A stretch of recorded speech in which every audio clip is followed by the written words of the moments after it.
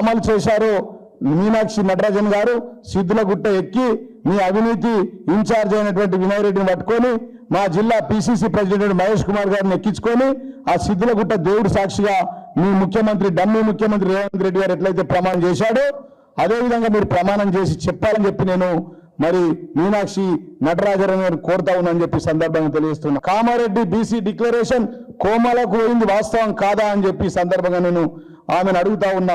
మా జిల్లాలో 2 లక్షల మందికి కావాలి, నువ్వు సిద్ధులగుట్ట ఎక్కువ శివయ్య సాక్షిగా అక్కడ ప్రమాణం చేసి చెప్పు 2 లక్షల మందికి ఇంకా ఇయ్యాలనా ఇయ్యలేదా క్లారిటీ ఇవ్వండి. ఇయ్యాల మొదట ఆలూరు నుంచి ఆర్మూరు పాదయాత్ర అన్నది. ఆలూరు గగ్గపల్లి ఇసపల్లిలో ఒక్క రైతులు రాలేరు. నిన్న జిల్లా వ్యాప్తంగా వేలాది మంది రైతులు అరెస్ట్ చేసిరు. ఆర్మూరు అంటేనే రైతులు, రైతులు అంటేనే ఆర్మూరు.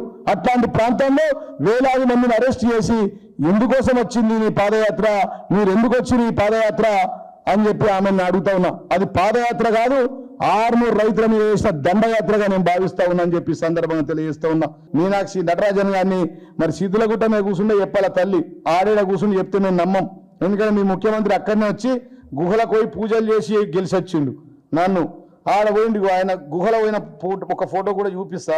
అక్కడ పూజ చేసిండు పాపం పెద్ద మనిషి. ఈ ఫోటో తీసుకోండి, ఫోటోగ్రాఫర్.